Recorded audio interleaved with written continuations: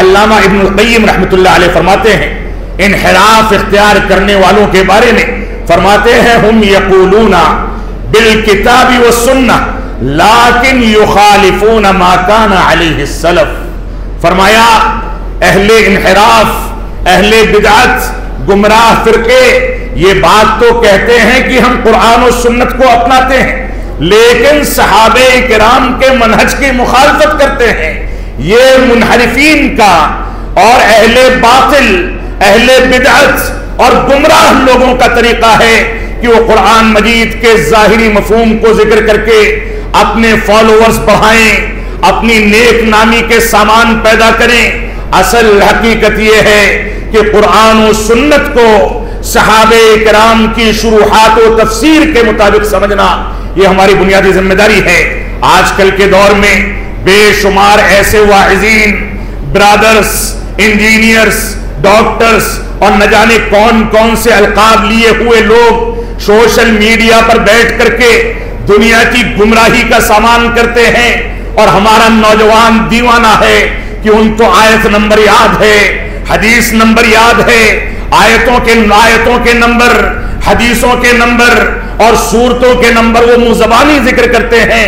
آپ بتائیں، پوری تقریر سن جائیں کہ کہیں سلف صالحین کا کوئی قول بھی ذکر کیا ہو، کہیں آیت کی تفسیر میں صحابہ کرام کی تفسیر کا حوالہ دیا ہو، کہیں حدیث رسول کی تطبیق میں ان لوگوں نے اس کی شرح و تفسیر کے طور پر صحابہ کرام کو اہمیت دی ہو. یہ ساری کی ساری چیزیں ان کے یہاں سے مفقود ہیں. تو یہ اہل سنت والجماعت کے طریقے پر دعوت دینے والے کیسے ثابت ہو سکتے ہیں؟ ہماری ذمہ داری ہے کہ ہم اس دین کو اس کے اصولوں کی بنیاد پر سمجھیں. مولانا محمد رحمانی سنابلی مدنی حفظہ اللہ و تعالی کو دعوت دوں. آپ دہلی سے طویل سفر کر کے ہمارے درمیان 2 دن قبل ہی ماشاءاللہ ماہر ویال کے پہنچے ہیں.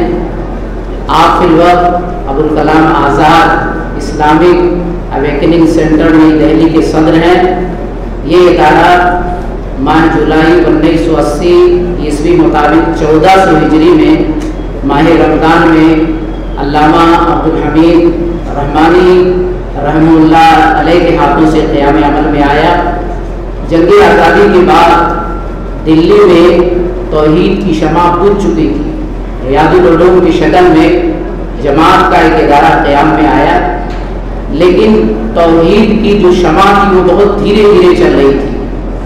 لیکن جب اس ادارے کا، اس مرکز کا قیام عمل میں آیا تو الحمدللہ توحید کی شمع پوری دنیا میں، پورے ہندوستان میں بہت تیزی کے ساتھ جل گئی. اور الحمدللہ اب یہ مرکز ایک مکمل تعلیمی، تبلیغی، رفاہی ادارے کی شکل میں دین خالص کی نشر و اشاعت کے لیے ملک کا ایک معتبر اور نمایاں اسلامی ادارہ بن چکا ہے. تقریباً 13 شاخیں اس کی دلی میں موجود ہیں اور بیرون دہلی میں اس کی 7 شاخیں موجود ہیں. یہ ہماری بڑی خوش نصیبی ہے کہ آپ نے اپنا قیمتی وقت ہمیں دیا ہے. آپ کا موضوع آج کا ہے عقیدہ اہل حدیث منہج صحابہ رضوان اللہ اجمعین. آپ آئیں اور ہمیں اپنے مواعظ حسنہ سے مستفید فرمائیں. السلام علیکم ورحمۃ اللہ وبرکاتہ. بسم اللہ الرحمن الرحیم. الحمد للہ رب العالمین والصلاة والسلام علی رسولہ الکریم محمد وعلی آلہ واصحابہ اجمعین. اما بعد، اعوذ باللہ من الشیطان الرجیم. بسم اللہ الرحمن الرحیم. ومن يشاقق الرسول من بعد ما تبين له الهدى ويتبع غير سبيل المؤمنين نوله ما تولى ونصله جهنم وساءت مصيرا. وقال النبي صلى الله عليه وسلم كل أمتي يدخلون الجنة إلا من أبى. قيل ومن يأبى يا رسول الله؟ قال من أطاعني دخل الجنة ومن عصاني فقد أبى.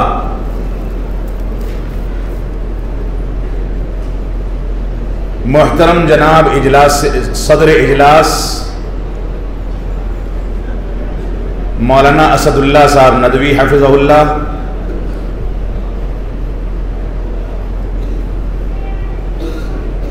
برادر گرامی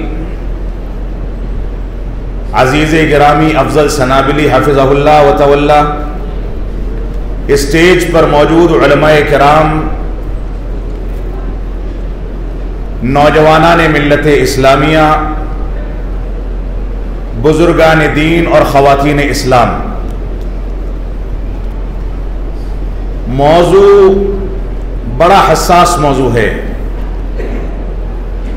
اور یہ موضوع کوئی ایسا موضوع نہیں کہ ہم ایک آدھ خطاب میں اس کا حق ادا کر سکیں۔ حقیقت میں یہ موضوع ایک ایسا موضوع ہے جس پر پورے سال دروس و محاضرات کا اہتمام ہونا چاہیے، سوال و جواب تیار کیے جانے چاہیے اور پورے سال نوجوانوں کو جوڑ کر کے اس کے بارے میں ان کی ٹریننگ کی جانی چاہیے، اس کے بغیر اس موضوع کا حق ادا نہیں ہو سکتا۔ لیکن حکم ہے ہمارے بڑوں کا کہ اس موضوع پر گفتگو کی جائے۔ میں ٹوٹے پھوٹے الفاظ میں تھوڑا بہت مختلف جگہوں سے کچھ حوالہ جات کے ساتھ کوشش کروں گا کہ قرآن و سنت کی روشنی میں آپ کے سامنے صحابہ کرام کے منہج اور قرآن و سنت کے منہج اور جماعت اہل حدیث کے طرز استدلال اور طرز عمل پر تھوڑی سی گفتگو کر سکوں۔ بنیادی طور سے ہم سب یا ہم میں کی اکثریت جماعت اہل حدیث سے تعلق رکھنے والی ہے، ہماری خواتین بھی اہل حدیث گھرانوں سے تعلق رکھنے والی ہیں، ہمارے نوجوان بھی جماعت اہل حدیث سے وابستہ ہیں، ہمارے بزرگ اور علماء کرام بھی جماعت اہل حدیث کے خدمتگار ہیں۔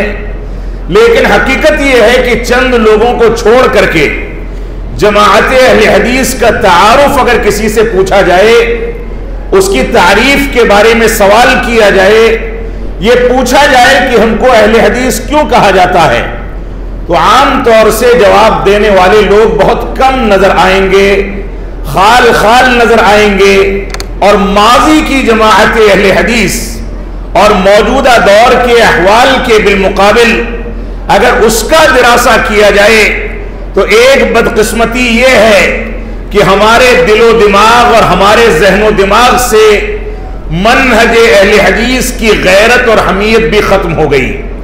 اب ہم اس شخص کے ساتھ بھی چائے پی لیتے ہیں جو صحابہ کرام کی تنقید کرتا ہے، ہم اس سے بھی دوستی کر لیتے ہیں جو صحابہ کرام کی توہین کرتا ہے، ہم اس کے بھی دیوانے بن جاتے ہیں جو صحابہ کرام کے بارے میں شبہات پیدا کرتا ہے، ہم اس کو بھی اپنا رہنما اور قائد تسلیم کر لیتے ہیں جس کی باتوں میں قرآن و سنت اور قرآن و سنت کے منہج کے خلاف زہر بھرا ہوتا ہے، پھر بھی ہم توجیہ و تعویل کر کے یہ کہتے ہیں کہ اس کے ویوز بہت ہیں، اس کے فالوورز بہت ہیں، اس کو دیکھنے والوں کی کثرت ہے، لہذا وہ صحیح بات کہتا ہوگا۔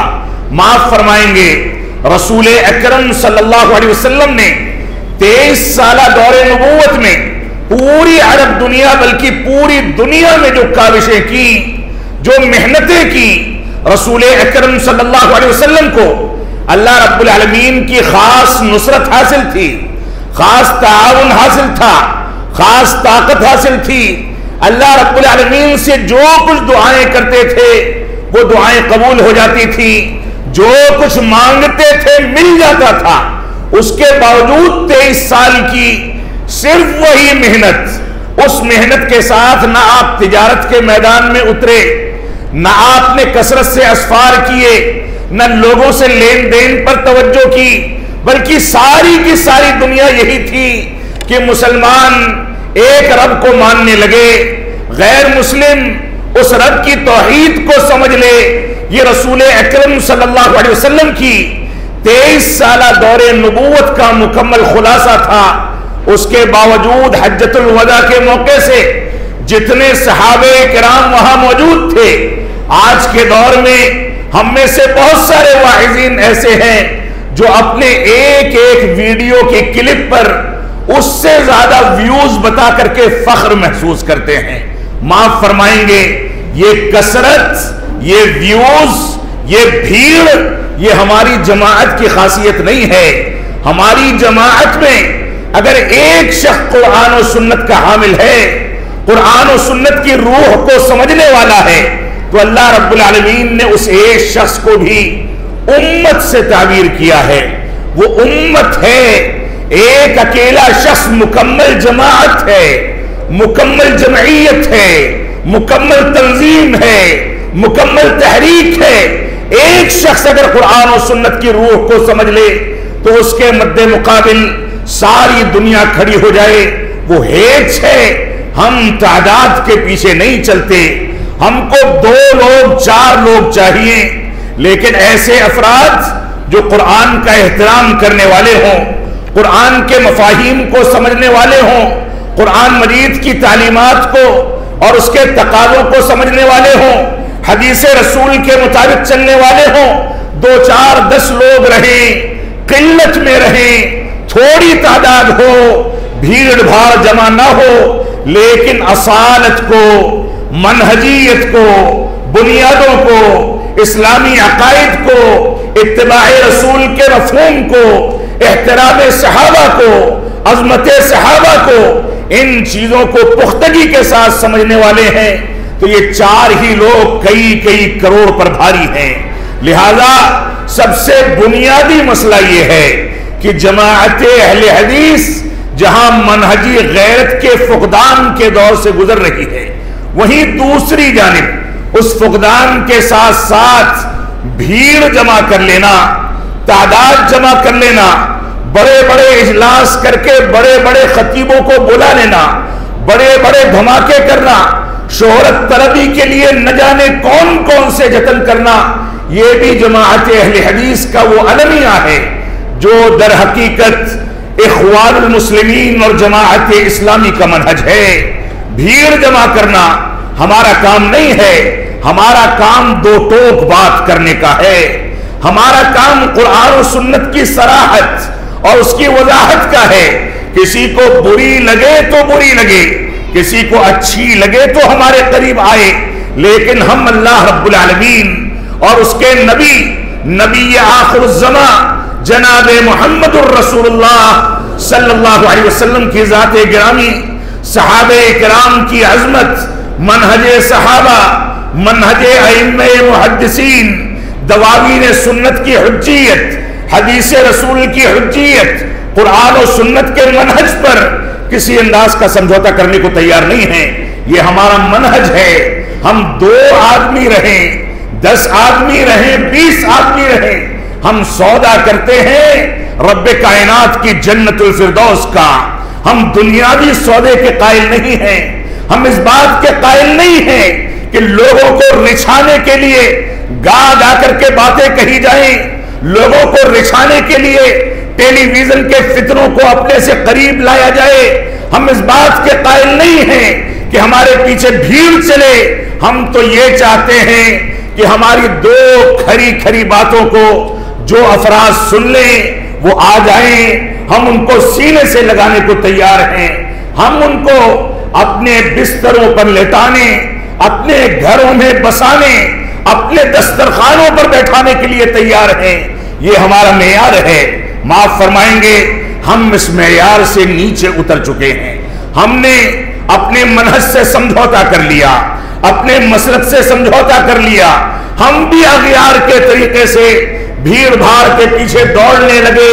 قرآن و سنت کی اصالت اور اس کی روحانیت کو ہم نے ثانوی درجہ دے دیا. اس طریقے سے تحریک اہل حدیث اور جماعت اہل حدیث کی دعوت نہیں چلتی ہے. ماضی میں ہم نے دیکھا ہے ہمارے بزرگوں نے ہزاروں میل کے سفر بیل گاڑیوں پر اور ٹرینوں کے دروازوں پر لٹک کر کے کیے، لیکن جس علاقے میں اپنے اخلاص اور قرآن و سنت کی اصالت کی بنیاد پر ان کو 10 سے 15 منٹ بھی خطاب کا موقع مل گیا، اللہ کی قسم صدیاں گزر گئی، وہ علاقے آج بھی توحید پر قائم ہیں. ان دعوتوں سے متاثر ہو کر کے آج بھی وہاں آمین کی صدائیں بلند ہوتی ہیں۔ قرآن و سنت کے مطابق چلنے والے فخر کے ساتھ یہ کہتے ہیں کہ ہم صحابہ کرام کے مقام کو سمجھتے ہیں، منہج صحابہ کو سمجھتے ہیں۔ تو یہ تمہید کی شکل میں نے تھوڑا بہت اپنے دل کا درد آپ کے سامنے رکھ دیا۔ معاف فرمائیں گے، یہ ایک تلخ حقیقت ہے، ایک کڑوی حقیقت ہے۔ اس حقیقت سے کوئی بھی صاحب بصیرت، کوئی بھی سنجیدہ شخص، کوئی بھی صاحب علم انکار نہیں کر سکتا۔ اگر انکار کرے گا تو اس کا کوئی مفاد وابستہ ہوگا، اگر انکار کرے گا تو اس پر کوئی دباؤ ہوگا، اگر انکار کرے گا تو گویا اس نے اپنے مسلک سے سمجھوتا کر لیا۔ معاف فرمائیں گے، ہم اسی جوہر میں جا کر کے اپنے آپ کو تباہ و برباد کرتے ہیں۔ تو جماعت اہل حدیث کس کو کہا جاتا ہے؟ جماعت اہل حدیث کی دعوت کیا ہے؟ صحابہ کرام کے منہج سے اس کی وابستگی کیا ہے؟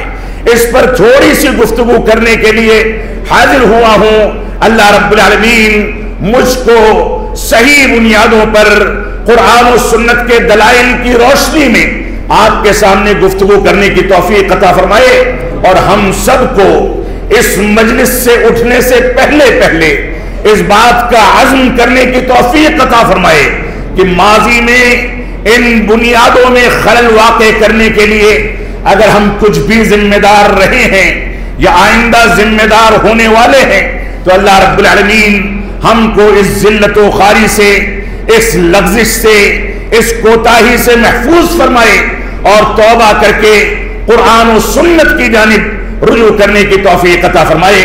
تو منہج اہل سنت والجماعت یا منہج اہل حدیث کیا ہے؟ اہل کلام کا منہج ایک تھا۔ اہل کلام کا منہج کہا جاتا ہے کہ عقل کو دلائل پر فوقیت دی جائے، دلائل کو اپنے عقل پر تولا جائے، دلائل کو سمجھنے کے لیے اپنے وضع کردہ عقلی اصولوں پر پرکھ کر کے اگر ہمارے ذہن میں آئیں تو لیا جائے، ذہن میں نہ آئے تو چھوڑ دیا جائے۔ یہ اہل کلام کا منہج ہے۔ اہل کلام سے مراد وہ لوگ جو دین کے دلائل سے ہٹ کر کے اپنے طور سے دین کی تعبیرات پیش کرتے ہیں۔ اس میں ماتریدیہ بھی ہیں، اس میں رافضہ بھی ہیں، اس میں خوارج بھی ہیں، اس میں معتزلہ بھی ہیں، اس میں اشاعرہ بھی ہیں، اور جتنے باطل فرقے ہیں وہ سب کے سب کہیں نہ کہیں اہل کلام میں شامل ہیں۔ ایسے لوگوں سے ہم کو براءت کا اظہار بھی کرنا ہے، اور ایسے لوگوں کے منہج اور ایسے لوگوں کی دعوت سے نئی نسلوں کو بچانا اور دور کرنا، ان سے براءت کا اظہار کرنا، یہ ہمارے عقیدے کا بنیادی مطالبہ ہے، اور اس کے بغیر ہم جماعت اہل حدیث میں شامل ہونے کے قابل نہیں ہو سکتے ہیں۔ تو یہ اہل کلام کا منہج ہے، اور اس کے بالمقابل علامہ ابن تیمیہ رحمۃ اللہ علیہ کے بقول اہل حدیث اور سلفی مکتب فکر، یا تیسرے الفاظ میں کہیں منہج صحابہ کیا ہے؟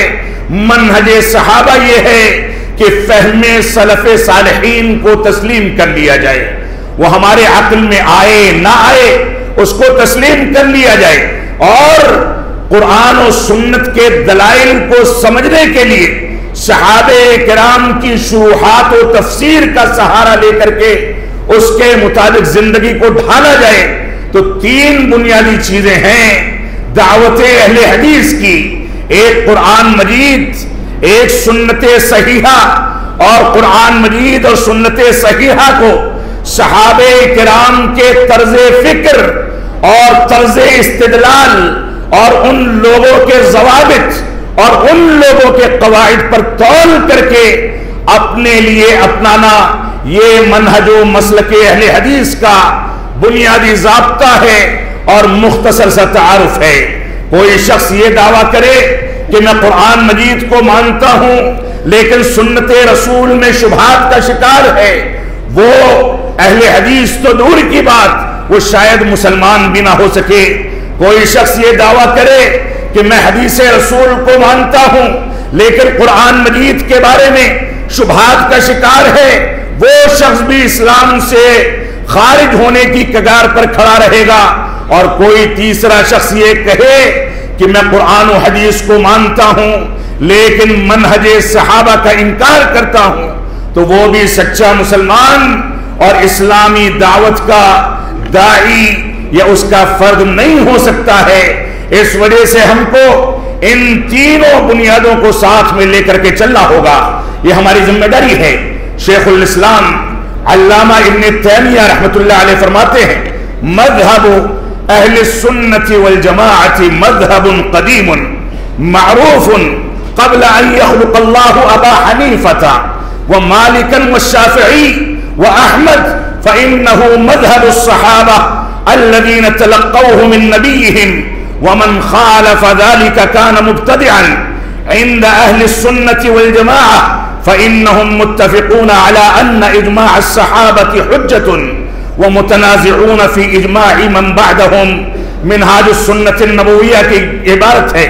فرمایا شیخ الاسلام نے فرمایا کہ مذہب اہل سنت والجماعت، اور یہی شیخ الاسلام اہل سنت والجماعت کی تعبیر کو اہل الحدیث اور سلفیوں کے لیے استعمال کرتے ہیں، تو فرماتے ہیں اہل سنت والجماعت کا مذہب یہ پرانا مذہب ہے، اللہ رب العالمین نے اس کو شہرت عطا فرمائی اس سے پہلے کہ امام ابو حنیفہ رحمۃ اللہ علیہ پیدا ہوتے، امام شافعی، امام مالک، امام احمد بن حنبل، ان چاروں ائمہ کرام کی پیدائش سے پہلے رب کائنات نے اہل سنت والجماعت کے مذہب کو معروف رکھا، اور یہ بھی ایک تلخ حقیقت ہے کہ یہ چاروں کے چاروں ائمہ انہی صحابہ کرام کے پیروکار تھے۔ آج ان کے پیروکاروں نے اپنے آپ کو ان کی تقلید کے ساتھ خاص کر کے قرآن و سنت سے دور کر کے اپنے آپ کو بدعات و خرافات کی جوہر میں پھنسا لیا ہے۔ تو امام ابن تیمیہ رحمۃ اللہ علیہ فرماتے ہیں کہ رب کائنات نے امام ابو حنیفہ، امام مالک، امام شافعی، امام احمد بن حنبل رحمہم اللہ کی تخلیق سے پہلے اہل سنت والجماعت کے مذہب کو معروف کر دیا۔ وہ رواج میں تھا، اس کے مطابق صحابہ کرام زندگی گزارتے تھے۔ آگے فرماتے ہیں کیونکہ یہ صحابہ کرام کا منہج تھا، صحابہ کرام کا طریقہ تھا، صحابہ کرام کے ضوابط پر مبنی مذہب تھا، جس کو صحابہ کرام نے خود نبی آخر الزمان جناب محمد الرسول اللہ صلی اللہ علیہ وسلم سے عرض کیا تھا۔ جو چیز صحابہ کرام نے نبی اکرم سے عرض کی ہو اس کا کیا کوئی جواز ہو سکتا، کوئی جواب ہو سکتا ہے؟ کیا اس کے بارے میں شبہات کی گنجائش ہو سکتی ہے؟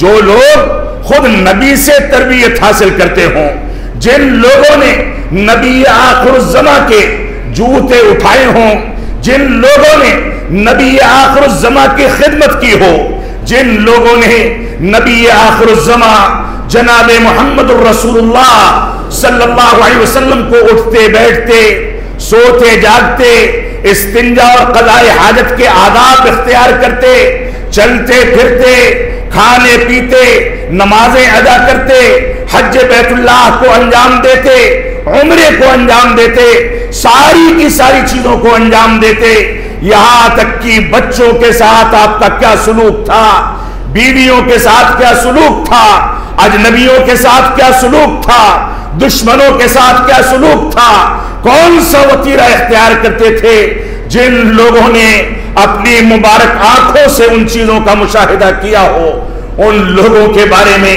کوئی شبہات کا اظہار کرے تو وہ مسلمان نہیں ہو سکتا۔ تو یہ اسلام اصل میں وہی اسلام ہے جو رسول اکرم صلی اللہ علیہ وسلم نے صحابہ کرام کو سکھایا، ان کو برت کر کے دکھایا، ان کے اوپر ناراضگی کا اظہار بھی فرمایا، ان کی حوصلہ افزائی بھی فرمائی، ان کے ساتھ اٹھے بیٹھے، ہنسی مذاق کیا، ان کے ساتھ جنگیں کی، ان کے ساتھ اسفار کیے، ان کے ساتھ سواریوں کا انتخاب کیا، ان کے ساتھ صحرا میں ٹھہرے، ان کے ساتھ روزہ افطار کیا، ان کے ساتھ سحری کی، ان کے ساتھ دنیا کے دیکھنے کے لیے نکلے۔ تو ان سے زیادہ اسلامی تربیت اور اسلامی منہج کو اختیار کرنے والا کون ہو سکتا ہے؟ لہذا ہمیں فخر ہے کہ ہم اسی منہج صحابہ کے داعی ہیں، جو منہج صحابہ کرام نے بذات خود ہمارے نبی آخر الزمان جناب محمد الرسول اللہ صلی اللہ علیہ وسلم سے عرض کیا تھا، اور اس میں کسی انداز کے شبہے کی گنجائش نہیں ہے۔ تو یہ علامہ ابن تیمیہ فرماتے ہیں کہ یہ سارے کے سارے لوگ جو صحابہ کرام ہیں، انہوں نے اپنے نبی سے دین کو حاصل کیا، لہذا جو صحابہ کرام کے منہج کی مخالفت کرے، صحابہ کرام کی تنقیس کرے، صحابہ کرام پر انگلیاں اٹھائے، صحابہ کرام کے بارے میں شبہات پھیلائے، صحابہ کرام کے بارے میں تیکھی باتیں کرے، صحابہ کرام سے متعلق لوگوں کے دلوں میں نفاق پیدا کرے اور شبہات پیدا کرے، تو فرمایا ایسے لوگ اہل سنت والجماعت میں نہیں ہو سکتے، بلکہ یہ مبتدعہ ہیں، اہل بدعت میں سے ہیں، اور اہل سنت والجماعت کا اجماع ہے کہ یہ سارے کے سارے لوگ بدعتی ہیں۔ لہذا جو لوگ صحابہ کرام کے اجماع کے مطابق قرآن و سنت اور منہج اہل سنت والجماعت اور منہج اہل حدیث کو اختیار کرتے ہیں، وہ ہدایت یافتہ ہیں، کیونکہ صحابہ کرام کا اجماع، صحابہ کرام کا اجتماعی عمل ہمارے لیے حجت اور دلیل ہے۔ اور ان کے علاوہ، صحابہ کرام کے علاوہ بعد کے ادوار میں اگر کسی نے کسی بات پر اجماع نقل کیا تو شیخ الاسلام علامہ ابن تیمیہ رحمۃ اللہ علیہ کے فتوے کے مطابق اور اس قول کے مطابق وہ اجماع نہیں ہو سکتا۔ علامہ ابن تیمیہ رحمۃ اللہ علیہ فرماتے ہیں کہ اجماع تو وہی ہے جس پر صحابہ کرام نے اتفاق کر لیا، وہی ہمارے لیے حجت اور دلیل ہے۔ اسی طریقے سے جو آیت کریمہ میں نے آپ کے سامنے شروع میں تلاوت کی، اللہ رب العالمین سورۃ النساء میں ارشاد فرماتا ہے وَمَن يُشَاقِقِ الرَّسُولِ مِن بَعْدِ مَا تَبَيَّنَ لَهُ الْهُدَى وَيَتَّبِعْ غَيْرَ سَبِيلِ الْمُؤْمِنِينَ نُوَلِّهِ مَا تَوَلَّى وَنُصْلِهِ جَهَنَّمَ وَسَاءَتْ مَصِيرًا۔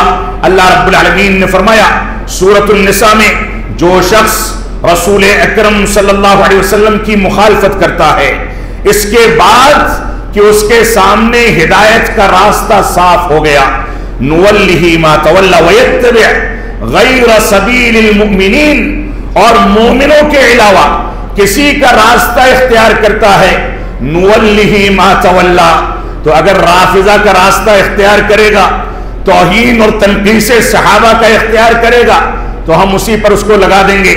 کوئی ماتریدیت کا راستہ اختیار کرے گا تو ہم اس کو اسی پر لگا دیں گے۔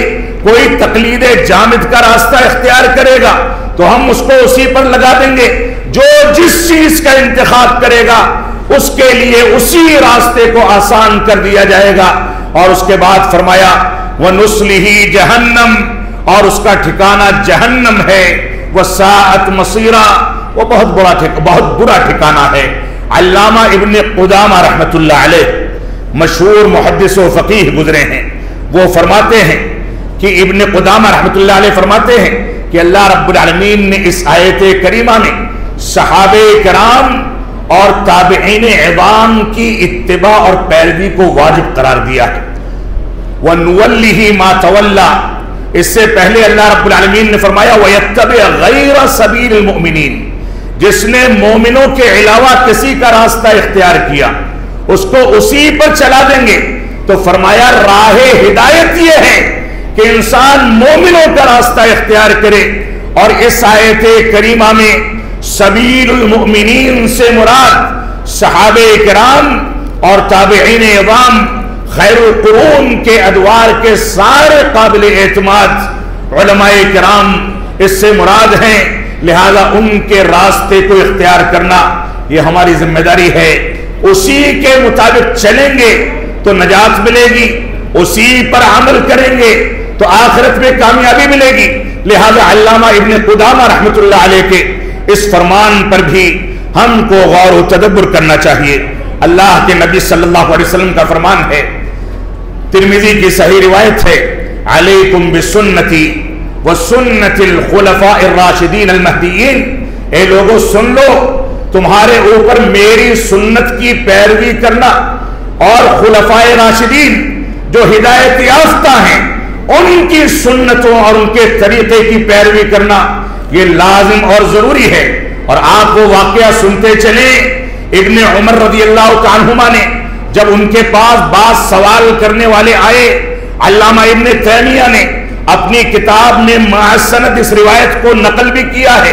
فرماتے ہیں ابن عباس رضی اللہ عنہما کہ ابن عمر رضی اللہ عنہما کے پاس بعض سوال کرنے والے آئے اور ان سے کہا کہ حج تمتع افضل ہے کہ حج قران افضل ہے؟ انہوں نے فرمایا کہ حج تمتع افضل ہے۔ سوال کرنے والے نے کہا کہ آپ کے والد یعنی عمر بن خطاب اور اسلام کے پہلے خلیفہ یعنی ابو بکر صدیق رضی اللہ تعالی عنہما تو حج قران کو افضل کہتے تھے، کیونکہ رسول اکرم صلی اللہ علیہ وسلم نے اپنی حیات میں جو حج کیا وہ حج قران تھا۔ تو انہوں نے فرمایا کہ اللہ کے رسول صلی اللہ علیہ وسلم نے حج تمتع کو افضل قرار دیا۔ سوال کرنے والے نے دوبارہ سے سوال دہرایا، انہوں نے وہی جواب دیا، تیسری بار سوال کیا، تیسری بار وہی جواب دیا، اور اس کے بعد ناراضگی اور غصے کے نتیجے میں اٹھ کر کے کھڑے ہو گئے اور فرمایا کہ یوشکو ان تنزل علیکم حجارۃ من السماء، ان قریب تمہارے اوپر آسمان سے پتھروں کی بارش ہوگی۔ اقول قال رسول اللہ صلی اللہ علیہ وسلم، میں کہتا ہوں کہ اللہ کے نبی صلی اللہ علیہ وسلم نے ایسا فرمایا۔ آپ نے فرمایا کہ میں آئندہ باحیات رہا تو حج تمتع کروں گا۔ وتقولون قال ابو بکر و عمر، اور تم لوگ اللہ کے رسول صلی اللہ علیہ وسلم کے فرمان کے ثابت ہو جانے کے بعد ابو بکر اور عمر رضی اللہ عنہما کے اقوال کو لے کر کے آتے ہو۔ اس بات کی گنجائش شریعت اسلامیہ میں موجود نہیں ہے۔ جب قرآن سے حدیث صحیح حدیث سے کوئی چیز ثابت ہو گئی اور صحابہ کرام نے اس پر اپنے اجماع کا تذکرہ کر دیا، سارے کے سارے صحابہ کرام اس پر عمل کرنے میں متفق ہو گئے، تو کسی ایک یا دو صحابی رسول کا کوئی قول ہمارے لیے حجت اور دلیل نہیں ہو سکتا، بلکہ صحابہ کرام نے اجتماعیت کے ساتھ جس اجماع کو نقل کیا ہے وہی ہمارے لیے حجت اور دلیل ہے۔ تو یہ ہمارے لیے عبرت کا سامان ہے یہ واقعہ کہ ہم دیکھیں کہ صحابہ کرام کتنے پاک باز تھے، صحابہ کرام کتنے ذہین تھے، صحابہ کرام کتنے محتاط تھے کہ شریعت اسلامیہ کے منہج پر ذرہ برابر آنچ آ جائے ان لوگوں کو گوارا نہیں ہوتا تھا۔ تو ہماری ذمہ داری ہے کہ ہم اسی طریقے پر زندگی گزاریں۔ تو ہماری ذمہ داری اسی طریقے سے صحابہ کرام کے بارے میں ہمیں سمجھ لینا چاہیے کہ اللہ رب العالمین نے سورۃ الفتح کے اندر فرما دیا لقد رضی اللہ عن المؤمنین اذ یبایعونک تحت الشجرہ، کہ اللہ رب العالمین ان ایمان لانے والوں سے راضی ہو گیا جن لوگوں نے آپ کے ساتھ درخت کے نیچے بیعت کی ہے۔ یہ صحابہ کرام کی ایک بڑی جماعت تھی۔ اللہ رب العالمین نے سورۃ الفتح میں دوسری جگہ پر ارشاد فرمایا محمد الرسول اللہ والذین معہ اشداء علی الکفار رحماء بینہم تراہم رکعا سجدا۔ اللہ رب العالمین نے فرمایا محمد صلی اللہ علیہ وسلم اللہ رب العالمین کے ایک رسول ہیں، لیکن آپ کے ساتھ جو لوگ اٹھتے بیٹھتے تھے، آپ کے ساتھی تھے، آپ کے ساتھ دین کو سیکھتے تھے، ان کی تعریف کے پل باندھ دیے گئے۔ فرمایا والذین معہ اشداء علی الکفار، آپ کے ساتھ جو لوگ ہیں یہ کفار کے لیے شدید ہیں، اتنے شدید ہیں کہ کسی جنگ میں یہ مشورہ کیا گیا کہ کفار قیدیوں کے ساتھ کیا کیا جائے۔ ابو بکر صدیق رضی اللہ عنہ نے فرمایا فدیہ لے کر کے چھوڑ دیں، جرمانہ لگا دیں، قید میں ڈال دیں، پھر چھوڑ دیں، رہا کر دیں۔ عمر بن خطاب رضی اللہ عنہ سے پوچھا گیا کہ آپ کی کیا رائے ہے؟ تو فرمایا کہ نہیں، انہوں نے میرے نبی کو تکلیفیں دی ہیں، میرے دین کے اوپر ان لوگوں نے آڑے ترچھے وار کیے ہیں، انہوں نے قرآن مجید کی تعلیمات کی توہین کی ہے، میرے نبی کے ساتھیوں کو ستایا ہے، لہذا ایسا نہیں کیا جائے گا، بلکہ ان میں کا وہ رشتہ دار تلاش کیا جائے جو اسلام لا چکا ہے، اور ان کے مسلمان رشتہ دار کے ہاتھ میں تلوار دی جائے اور کہا جائے کہ اپنے کافر رشتہ دار کے گردن کو اس کے دھڑ سے الگ کر دو۔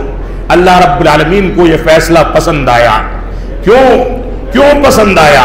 انہی لوگوں نے شعب ابی طالب میں 3 سال تک ہمارے نبی کو بند کیا، کچے پتے اور سوکھے پتے اور کچا چمڑا چبانے پر مجبور کیا، انہی لوگوں نے ہمارے نبی کو لہو لہان کیا، انہی لوگوں نے ہمارے نبی پر قاتلانہ حملے کیے، انہی لوگوں نے ہمارے نبی کے بارے میں مذاق اڑایا، انہی لوگوں نے نبی کا ٹھٹا کیا، انہی لوگوں نے بلال حبشی کے پیر میں بیڑیاں باندھ کر کے مدینہ کی گرم چٹان پر ان کو گھسیٹا، انہی لوگوں نے اسلام کو منہدم کرنے کی کوشش کی۔ تو کون سی بنیاد پر اور کون سا دل تھا جو ان تکلیفوں کو معاف کر دیتا؟ لہذا یہ 2 ٹوک فیصلہ کیا گیا۔ تو فرمایا جو ساتھ میں ہیں آپ کے ساتھی صحابہ کرام، یہاں استثناء نہیں کی گئی کہ معاویہ کو الگ کر دو، یہ استثناء نہیں کی گئی کہ فلاں صحابی رسول کو الگ کر دو، یہ نہیں کہا گیا جو آل بیت میں سے ہیں وہ اس میں شامل ہیں، جو آل بیت میں سے نہیں ہیں وہ اس میں شامل نہیں ہیں، سارے کے سارے صحابہ کرام اس میں شامل تھے۔ تو فرمایا اشداء علی الکفار، یہ کفاروں کے اوپر سخت ہیں، رحماء بینہم، آپس میں رحم دل ہیں، اتنے رحم دل ہیں کہ مدینہ منورہ میں جب اخوت کی مثالیں قائم کرنی ہوئی تو ایک صحابی رسول یہ کہتا ہے اپنے مہاجر بھائی کو کہ اپنے زمینیں جائیدادیں چھوڑ کر کے آئے ہو، بیوی وہیں رہ گئی، میرے پاس 2 بیویاں ہیں، میں طلاق دیتا ہوں، عدت گزار لے، تم نکاح کر لینا، میرے پاس جائیداد ہے تمہارے نام کر دیتا ہوں، کھیتی باڑی کرو، خوش رہو، کماؤ کھاؤ۔ اخوت کی یہ مثالیں صحابہ کرام کے علاوہ دنیا کی کوئی بھی قوم مگر اس کا عشر عشیر بھی قائم کر سکے تو لا کر کے سامنے کھڑا کیا جائے۔ یہ کون سے انصاف کی بات ہے کہ ہم انہی صحابہ کرام کے اوپر انگلیاں اٹھانے والوں کا ساتھ دیں، ان کو پروموٹ کریں، ان کی باتیں سنیں، ان کے ویوز بڑھائیں، ان کے بارے میں دفاع کریں، انہی صحابہ کرام کے اوپر ان کی تنقید کرنے والوں کو دوست بنایا جائے، ان کے ساتھ اٹھا بیٹھا جائے، ان کے سامنے شانہ بشانہ چلا جائے؟ یہ کون سے انصاف کی بات ہے؟ آپ کے ماں باپ کو کوئی گالی دے دے، آپ کے گھر والوں کو کوئی گالی دے دے، کیا آپ اس بات کو برداشت کر سکتے ہیں کہ وہ گالی دے کر کے نکل جائے؟ کوئی آپ کے باپ کے اوپر ہاتھ اٹھا دے، کیا آپ اس بات کو برداشت کر سکتے ہیں کہ اس کے ہاتھ اٹھانے میں وہ کامیاب ہو جائے؟ ہرگز نہیں کر سکتے۔ لہذا ہماری ذمہ داری ہے کہ ہم قرآن و سنت کے مطابق صحابہ کرام کی عظمت کو سمجھیں۔ یہ وہی صحابہ کرام تھے جن کے بارے میں رسول اکرم صلی اللہ علیہ وسلم کو حکم ہوا کہ آپ ان سے مشورہ کیا کریں۔ اللہ رب العالمین نے سورہ آل عمران میں ان کے بارے میں حکم دیا کہ آپ ان سے رائے کریں، مشورہ کریں، ان کے بارے میں نرم پہلو اختیار کریں۔ سورۃ الشعراء کا حکم ہے، اللہ رب العالمین نے ان سے اپنی رضامندی کا اظہار کیا۔ سورہ توبہ کے اندر اعلان کر دیا رضی اللہ عنہم ورضوا عنہ، کہ اللہ رب العالمین ان سے راضی ہوا اور یہ رب کریم سے راضی ہوئے۔ کوئی ایک دلیل دکھائی جائے کہ اس رضامندی سے بعض صحابہ کرام کو مستثنیٰ کر دیا گیا؟ کوئی بتائے مرزا کا فالوور کہ امیر معاویہ اس سے خارج ہیں؟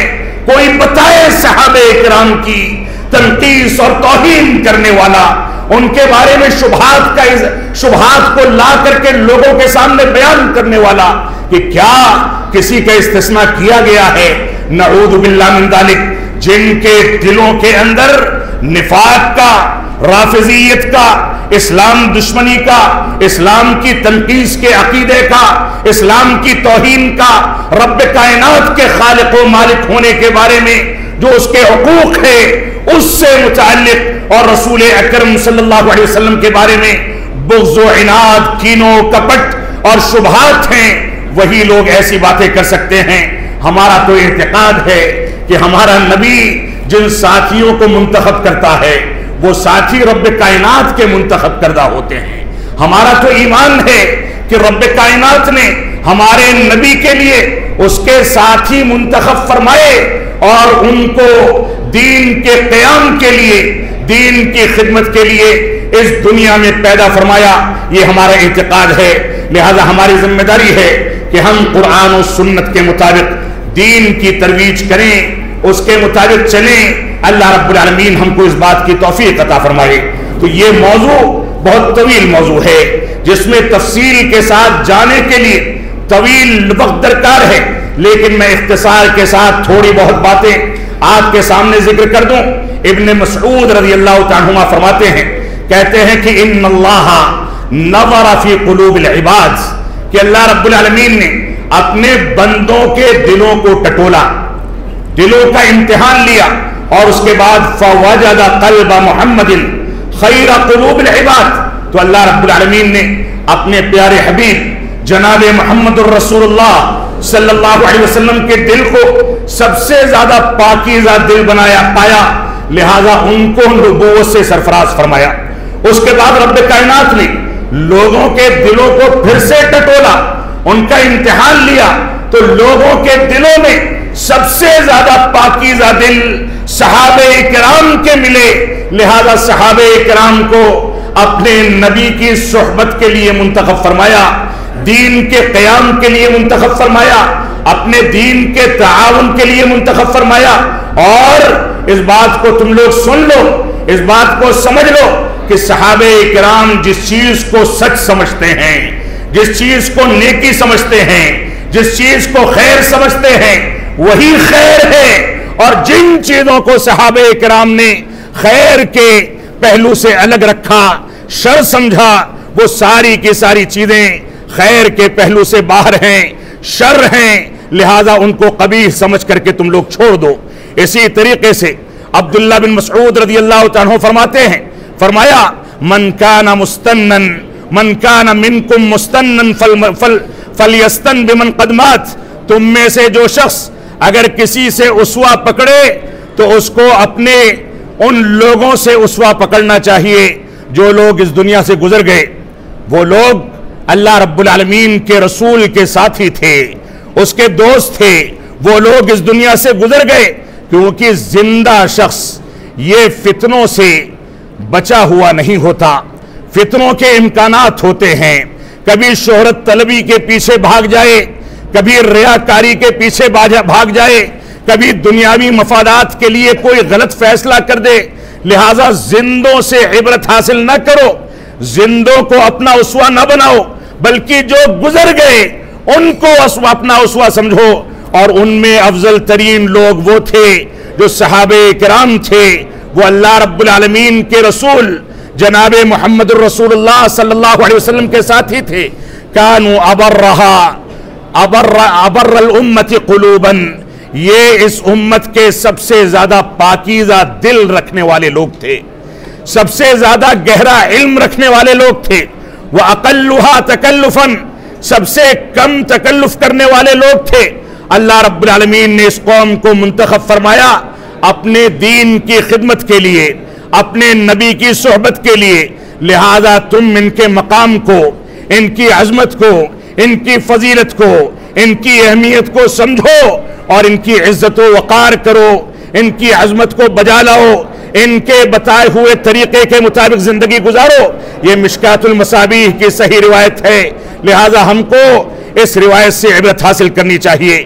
حذیفہ بن یمان رضی اللہ تعالیٰ فرماتے ہیں کل عبادت لم يتعبدها اصحاب محمد صلی اللہ علیہ وسلم، ہر وہ عبادت جس کو اللہ کے نبی صلی اللہ علیہ وسلم کے ساتھیوں نے انجام نہیں دیا، ساتھیوں نے اختیار نہیں کیا، وہ عبادت ہمارے لیے اسوہ اور نمونہ نہیں ہو سکتی۔ لہذا صحابہ کرام نے جو طریقے اختیار کیے اس طریقے کے مطابق رب کائنات کی عبادت کرو، اور اس بات کو سمجھ لو کہ ان لوگوں نے آنے والے لوگوں کے لیے کوئی کسر نہیں چھوڑی ہے، دین کا مکمل ترجمانی کر دی، دین کا پورا پیمانہ بیان کر دیا، دین کی پوری شرح و تفسیر بیان کر دی۔ لہذا صحابہ کرام نے جو طریقہ بتا دیا اس کے مطابق زندگی ڈھالو، اور یہ نہ سمجھو کہ دین کے بعض مسائل میں صحابہ کرام سے ہم کو اسوہ اور نمونہ نہیں ملتا ہے۔ ساری کی ساری بنیادی چیزوں کا حل صحابہ کرام کی زندگی کے اندر موجود ہے، لہذا ہم نے ان سے عبرت حاصل کرنی چاہیے۔ ابن المبارک نے اپنی کتاب الزہد کے اندر اس عبارت کو نقل کیا ہے۔ آپ دیکھیں امام احمد بن حنبل اور اسی طریقے سے عبداللہ بن عباس رضی اللہ عنہما خوارج کے پاس سے واپس آئے تو لوگوں کو مخاطب کیا اور فرمایا اتیتکم من عند اصحاب النبی صلی اللہ علیہ وسلم المہاجرین والانصار، میں تمہارے درمیان اللہ کے نبی صلی اللہ علیہ وسلم کے ساتھیوں کے پاس سے آیا ہوں، چاہے وہ انصار ہوں یا مہاجرین ہوں، اور اسی طریقے سے رسول اکرم صلی اللہ علیہ وسلم کے چچا کے پاس سے میں آیا ہوں، یعنی اپنے والد کے پاس سے۔ اور اس بات کو سمجھ لو کہ انہی لوگوں پر قرآن مجید نازل ہوا، انہی لوگوں کو قرآن مجید نے مخاطب کیا، لہذا قرآن مجید کی شروح و تفسیرات، قرآن مجید کی تعبیرات، قرآن مجید کے مطالبات، قرآن مجید کے مفاہیم، قرآن مجید نے جو کچھ حکم دیا ہے اس کو صحابہ کرام چاہے انصار ہوں یا مہاجرین ہوں ان سے زیادہ سمجھنے والا، ان سے زیادہ اس کی پیروی کرنے والا دنیا میں کوئی نہیں ہو سکتا، لہذا ان سے اسوہ پکڑو۔ امام احمد بن حنبل رحمۃ اللہ علیہ فرماتے ہیں اصول السنت عندنا، کہ ہماری نظر میں اصول سنت کیا ہیں، ہمارا منہج کیا ہے۔ فرماتے ہیں التمسک، کسی چیز کو مضبوطی سے پکڑنا، وہ اسی چیز کو مضبوطی سے پکڑا جاتا ہے بما کان علیہ اصحاب رسول اللہ صلی اللہ علیہ وسلم، جن چیزوں پر اللہ رب العالمین کے رسول جناب محمد الرسول اللہ صلی اللہ علیہ وسلم کے ساتھی تھے، انہی چیزوں کے بارے میں تمسک اختیار کیا جائے۔ اور اس کے بعد فرمایا والاقتداء بہم، انہی لوگوں کی اقتداء اور پیروی کی جائے، یہ اصول السنہ کی عبارت ہے۔ شیخ الاسلام علامہ ابن تیمیہ رحمۃ اللہ علیہ فرماتے ہیں فمذهب اہل السنۃ والجماعہ ما دل علیہ الکتاب والسنہ واتفق علیہ سلف الامہ۔ فرمایا منہاج السنت النبویہ میں فرمایا اہل سنت والجماعت کا مذہب اور آج کے دور کے اہل حدیث اور سلفی حضرات کا منہج و مسلک وہی ہے جس پر قرآن مجید اور سنت صحیحہ سے دلالت ہوتی ہے، اور جس چیز کو صحابہ کرام نے یا اسلاف امت نے اپنایا اور اس کو اپنا کر کے اپنی زندگی میں نافذ کیا، وہی در حقیقت ہمارا اصول ہے، ہماری نجات کا ذریعہ ہے، آخرت کی سرخروئی کا ذریعہ ہے، دنیا میں عزت و وقار کے اسباب میں سے ایک بنیادی سبب ہے۔ لہذا ان چیزوں کو اپنایا جائے اور ان چیزوں کے بارے میں کوئی سمجھوتا نہ کیا جائے۔ امام لالکائی رحمۃ اللہ علیہ مشہور امام گزرے ہیں، اپنی کتاب شرح اصول اعتقاد اہل السنہ والجماعہ میں فرماتے ہیں کہ من اعظم معقول واوضح حجت ومعقول کتاب اللہ۔ فرماتے ہیں سب سے زیادہ جو چیز کہی گئی، ضابطہ بتایا گیا، ان چیزوں میں سب سے زیادہ عظمت رکھنے والی اور سب سے زیادہ حجت تمام کرنے والی، واضح حجت پیش کرنے والی چیز جو ہے وہ اللہ رب العالمین کی کتاب ہے، جو واضح طریقے سے حق و باطل کا فرق پیش کرتی ہے، اور اس کے بعد رسول اکرم صلی اللہ علیہ وسلم کے اور آپ کے ساتھیوں کے اقوال ہیں جن کے مطابق امت اسلامیہ راہ نجات اختیار کرتی ہے، کیونکہ ان صحابہ کرام کو رب کائنات نے منتخب فرمایا، ان کی عظمت کا تذکرہ قرآن مجید میں بار بار کیا گیا، ان سے رضامندی کا اعلان کیا گیا، ان کی صحبت اور ان سے قربت اختیار کرنے کو نجات کا ذریعہ بتایا گیا، اور صحابہ کرام جس چیز پر اتفاق کر لیں، ان کا جو اجماع ہو، وہ ساری کی ساری چیزیں ہمارے لیے قطعی حجت ہے، اس کے اندر کسی انداز کی گنجائش موجود نہیں ہے۔ علامہ ابن القیم رحمۃ اللہ علیہ فرماتے ہیں انحراف اختیار کرنے والوں کے بارے میں، فرماتے ہیں ہم یقولون بالکتاب والسنہ لیکن یخالفون ما کان علیہ السلف۔ فرمایا اہل انحراف، اہل بدعت، گمراہ فرقے یہ بات تو کہتے ہیں کہ ہم قرآن و سنت کو اپناتے ہیں، لیکن صحابہ کرام کے منہج کی مخالفت کرتے ہیں۔ یہ منحرفین کا اور اہل باطل، اہل بدعت اور گمراہ لوگوں کا طریقہ ہے کہ وہ قرآن مجید کے ظاہری مفہوم کو ذکر کر کے اپنے فالوورز بڑھائیں، اپنی نیک نامی کے سامان پیدا کریں۔ اصل حقیقت یہ ہے کہ قرآن و سنت کو صحابہ کرام کی شروحات و تفسیر کے مطابق سمجھنا یہ ہماری بنیادی ذمہ داری ہے۔ آج کل کے دور میں بے شمار ایسے واعظین، برادرز، انجینئرز، ڈاکٹرز اور نہ جانے کون کون سے القاب لیے ہوئے لوگ سوشل میڈیا پر بیٹھ کر کے دنیا کی گمراہی کا سامان کرتے ہیں، اور ہمارا نوجوان دیوانہ ہے کہ ان کو آیت نمبر یاد ہے، حدیث نمبر یاد ہے، آیتوں کے نمبر، حدیثوں کے نمبر اور سورتوں کے نمبر وہ منہ زبانی ذکر کرتے ہیں۔ آپ بتائیں، پوری تقریر سن جائیں کہ کہیں سلف صالحین کا کوئی قول بھی ذکر کیا ہو، کہیں آیت کی تفسیر میں صحابہ کرام کی تفسیر کا حوالہ دیا ہو، کہیں حدیث رسول کی تطبیق میں ان لوگوں نے اس کی شرح و تفسیر کے طور پر صحابہ کرام کو اہمیت دی ہو۔ یہ ساری کی ساری چیزیں ان کے یہاں سے مفقود ہیں، تو یہ اہل سنت والجماعت کے طریقے پر دعوت دینے والے کیسے ثابت ہو سکتے ہیں؟ ہماری ذمہ داری ہے کہ ہم اس دین کو اس کے اصولوں کی بنیاد پر سمجھیں۔ اور آپ دیکھیں فہم سلف کیوں ضروری ہے، اور وقت ختم ہونے کو ہے، میں بہت ساری باتیں آپ کے سامنے مزید رکھنا چاہتا تھا، اور منہج سلف کے امتیازات اور خصوصیات کا تذکرہ بھی تفصیل سے کرنا چاہتا تھا، لیکن وقت ساتھ نہیں دے رہا ہے۔ اتنی بات آپ سے کہہ دی جائے کہ امتیازات و خصوصیات میں آپ دیکھ لیں اہل الحدیث کا مسلک و منہج جرح و تعدیل کے بارے میں جتنے زیادہ انصاف پر مبنی ہے، دنیا کی کوئی طاقت وہ انصاف نہیں کر سکتی۔ امام ابو داؤد کا بیٹا اگر کذاب ہے تو بحیثیت محدث کے باپ اپنے بیٹے کو کذاب کہے گا۔ امام بخاری کا کوئی مدرس اگر مشکوک ہے تو امام بخاری اس کی روایت صرف اس حیثیت سے کہ میرا استاد ہے صحیح بخاری میں درج نہیں کریں گے، بلکہ اس کو ٹٹولیں گے، انصاف سے کام لیں گے، اس کو پرکھیں گے۔ یہ اہل الحدیث کا منہج امتیاز ہے، ان کی خصوصیات ہیں۔ آپ دیکھیں علی ابن المدینی نے اپنے باپ کو ضعیف کہہ دیا، جریر بن عبد الحمید نے اپنے بھائی کو مجروح کہہ دیا۔ آپ دیکھیں اختلاف ہونے کے باوجود اہل سنت والجماعت اور اہل الحدیث کا یہ منہج امتیاز ہے کہ وہ اس کے باوجود لوگوں کو ان کا حق دیتے ہیں۔ اور آیت کریمہ وَلَا يَجْرِمَنَّكُمْ شَنَآنُ قَوْمٍ عَلَىٰ أَلَّا تَعْدِلُوا اعْدِلُوا هُوَ أَقْرَبُ لِلتَّقْوَىٰ، اس کی مکمل ترجمانی پیش کر کے مکمل انصاف کرتے ہیں۔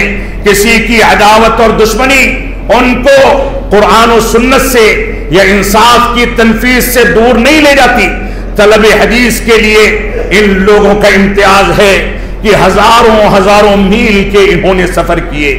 بعض محدثین کے بارے میں یہاں تک آتا ہے کہ پیاس کی شدت کے نتیجے میں کلیجہ منہ کو آیا، قریب تھا کہ موت واقع ہو جائے، اپنا ہی پیشاب کسی برتن میں نکال کر کے پی لیا، کیونکہ جان بچانے کے لیے چیز جائز ہے۔ یہ صورتحال ہے قربانیاں پیش کرنے کی۔ آپ دیکھیں طلب حدیث کے لیے ایک حدیث سننے کے لیے کئی 100 میل کا سفر کرتے ہیں اور سفر کر کے حدیث سن کر کے واپس آ جاتے ہیں. اور بسا اوقات ایسا بھی ہوتا ہے کہ سفر کیا, چلچلاتی دھوپ کو برداشت کیا, بھوک اور پیاس کو برداشت کیا, سارا ضبط کرتے رہے, لیکن جب پہنچے تو ان کے اصول کے خلاف وہاں پر معاملہ ملا تو حدیث سننے سے معذرت کر کے واپس آ گئے. یہ انصاف تھا ہمارے اسلاف کا.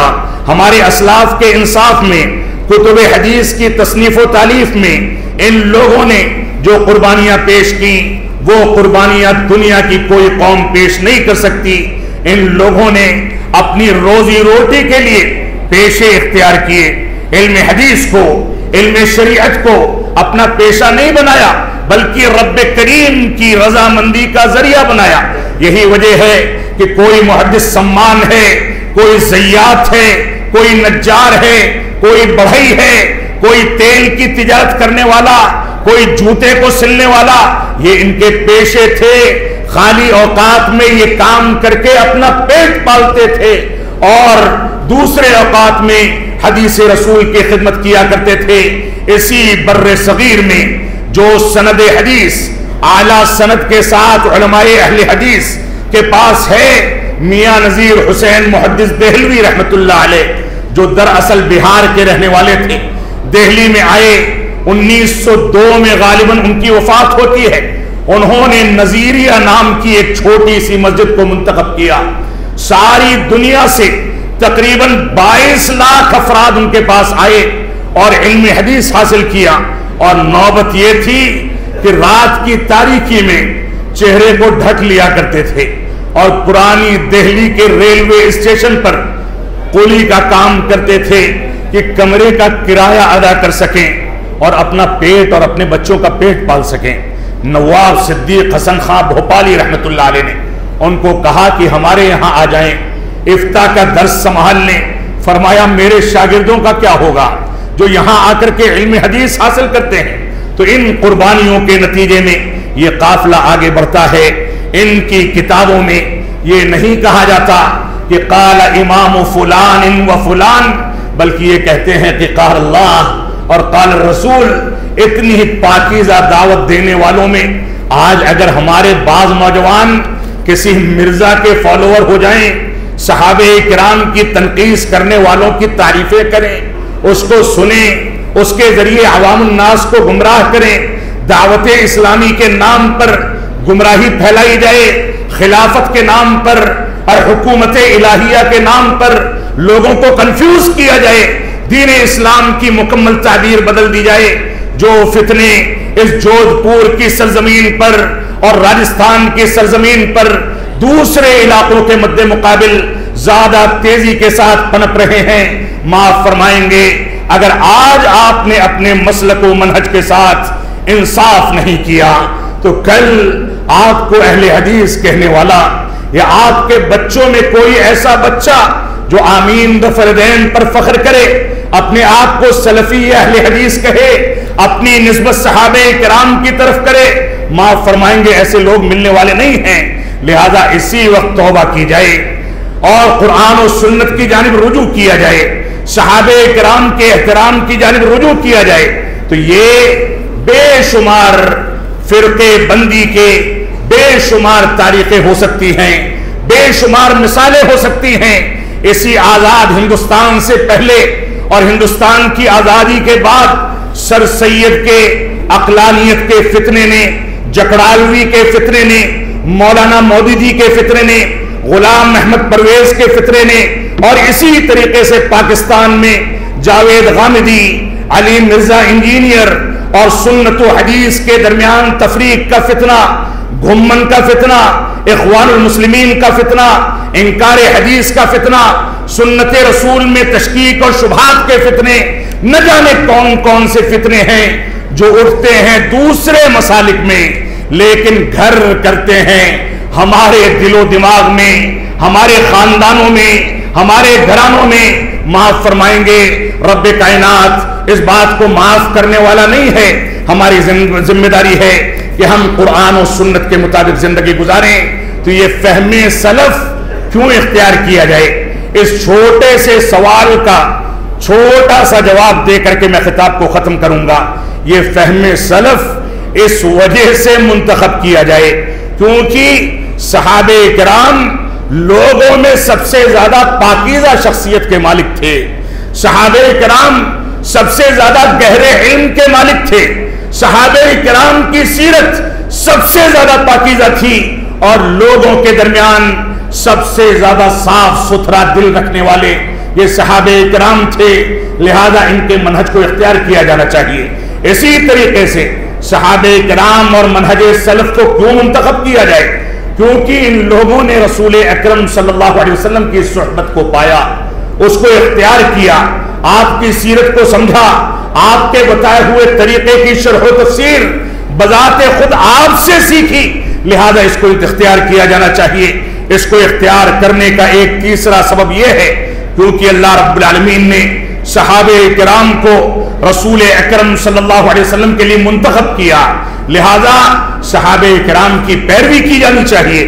صحابہ کرام کی پیروی اور منہج سلف کی پیروی اس وجہ سے بھی کی جانی چاہیے کیونکہ اللہ رب العالمین نے صحابہ کرام کی تعریف کی, ان کا تزکیہ کیا, ان کے بارے میں اپنی رضامندی کا اظہار کیا, قرآن مجید کی آیتوں کا نزول فرمایا. لہذا ان کی پیروی کرنا ہمارا اولین فریضہ ہے. صحابہ کرام کی پیروی, منہج سلف کی پیروی کا ایک بنیادی سبب یہ ہے کیونکہ نبی آخر الزمان جناب محمد رسول اللہ صلی اللہ علیہ وسلم کو ان لوگوں نے پایا اور ان کے مطابق زندگی کو ڈھالا, آپ کی پیروی کی, آپ کے جان و مال کی حفاظت کی, آپ کے لیے اپنی جانیں قربان کر دی, اپنا مال قربان کر دیا. آپ کو تکلیف پہنچ جائے یا آپ کے مبارک چہرے پر ذرہ برابر شکن آ جائے, ایک ادنا سا صحابی بھی اس بات کو برداشت نہیں کر سکتا تھا. صحابہ کرام اور منہج سلف کی پیروی کیوں کی جائے؟ اس وجہ سے بھی کی جائے کیونکہ ان لوگوں نے بدعات کو اختیار نہیں کیا, سنت رسول کے مطابق چلے, دین اسلام کو اپنایا. دین اسلام سے ذرہ برابر ہٹنے کو ان لوگوں نے گوارا نہیں کیا اور اس وجہ سے بھی ان کی پیروی کی جائے کہ صحابہ کرام کا اجماع اور ان کا اتفاق یہ دلیل قطعی ہے. اس کی بنیاد پر ہم اپنے دین کو قائم کر سکتے ہیں. صحابہ کرام کے منہج کی پیروی اس وجہ سے بھی کی جائے کیونکہ یہ لوگ خیر امت تھے اور افقہ امت تھے, سب سے زیادہ دین اسلام کو سمجھنے والے تھے. ان کی پیروی اس وجہ سے بھی کی جائے کیونکہ یہ قرآن مجید کی زبان, عربی زبان کو گہرائی کے ساتھ سمجھنے, اس کو برتنے, اس کو بولنے اور اس کے ذریعے سے نازل کردہ کتاب اور نازل کردہ احادیث نبویہ کو اچھے طریقے سے سمجھنے والے تھے اور ان لوگوں نے اس کی صلاحیت پیدا کی تھی. ان لوگوں کی پیروی اس وجہ سے بھی کی جائے کہ اللہ رب العالمین نے ان کے ساتھ ہمارے بارے میں ہم کو یہ رہنمائی فرمائی کہ سب سے زیادہ ساری دنیا میں ساری قومیں مختلف فرقوں میں تقسیم ہو گئی. امت اسلامیہ بھی 73 فرقوں میں تقسیم ہو جائے گی. کلھا فی النار الا واحدہ, سارے کے سارے جہنمی ہیں سوائے ایک کے. فرمایا کون؟ فرمایا ما انا علیہ و اصحابی, جو میرے طریقے پر ہیں اور میرے ساتھیوں کے طریقے پر ہیں بغیر کسی استثناء کے. لہذا صحابہ کرام اور منہج سلف کو اپنانا, اس کو اختیار کرنا ہماری بنیادی ذمہ داری اس وجہ سے بھی ہے کہ ہم صحابہ کرام کے بارے میں یہ سارے کے سارے اعتقادات رکھتے ہیں. اللہ رب العالمین ہم کو قرآن و سنت کی پیروی کرنے کی توفیق عطا فرمائے. اللہ رب العالمین ہمارے درمیان اگر ہمارے کچھ بھائی اور نوجوان شبہات کے شکار ہو کر کے دوسری دعوتوں سے جا کر کے مل گئے ہیں, صحابہ کرام کی تنقیص کرنے والوں سے الفت کا اظہار کرتے ہیں, تو اللہ رب العالمین ان کو توفیق عطا فرما کہ وہ علماء اہل حدیث سے جڑ کر کے ان سے سچ بات کو سیکھیں, توبہ و استغفار کر کے دوبارہ سے اپنے منہج سلیم پر آئیں. یہ ہماری ذمہ داری ہے. اللہ رب العالمین ہم کو قرآن و سنت کی پیروی کرنے کی توفیق عطا فرمائے, منہج صحابہ کا احترام کرنے کی توفیق عطا فرمائے. ہم جب تک جئیں تب تک اسلام پر جئیں، جب ہمارا خاتمہ ہو تو ایمان پر ہو۔ وصلی اللہ علی نبینا محمد وعلی آلہ وصحبہ وسلم۔ والسلام علیکم ورحمۃ اللہ وبرکاتہ۔